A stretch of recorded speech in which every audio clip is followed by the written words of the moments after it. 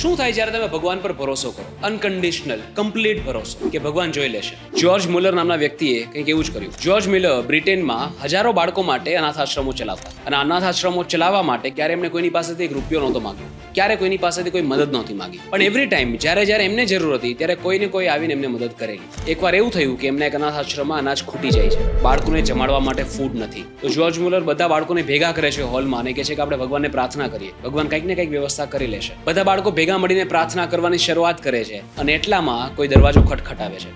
દરવાજો ખોલતા જ સામે એક વ્યક્તિ બ્રેડના થેલા લઈને ઊભો છે. કહે છે કે મને ગઈકાલ રાતે એવું સપનું આવ્યું હતું કે મારા બાળકો માટે બ્રેડ્સ બેક કરવી જોઈએ, પણ મને થોડો ટાઈમ લાગી ગયો, એટલે થોડો લેટ થઈ ગયો. આઈ હોપ બાળકોએ જમી નથી લીધું અને એ જ બ્રેડ્સથી બાળકો જમે છે. અને હજી બાળકો જમવાની શરૂઆત કરે છે એટલામાં જ અનાથ આશ્રમના દરવાજાની સામે એક દૂધ ભરેલી ગાડી બંધ પડી જાય છે અને ચાલકને એક સારો વિચાર આવે છે કે આ ગાડી અહીંયાથી તો આગળ જવાની નથી, તો આ દૂધ છે એ અહીંયા અનાથ આશ્રમમાં જ આપી દો. અને એ પણ દરવાજો ખટખટાવે છે. જોતામાં બાળકો માટે બ્રેડ્સ અને મિલ્ક બંનેની વ્યવસ્થા થઈ જાય છે. કારણ ભગવાન પરનો ભરોસો. આપણે ગુજરાતીમાં કહેવત છે ને, કીડીને કણ અને હાથીને મણ મળી જ રહે છે. જો તમે કોઈ પણ જાતના સવાલ વગર, કોઈ પણ જાતની શંકા વગર ભગવાન પર ભરોસો રાખો તો ભગવાન તમારું ધ્યાન રાખે જ છે. જ્યોર્જ મુલર અને બીજા ઘણા બધા એવા સંતો મહાત્માઓ થઈ ગયા કે જેમનું જીવન આ વાતનું પ્રમાણ આપે છે.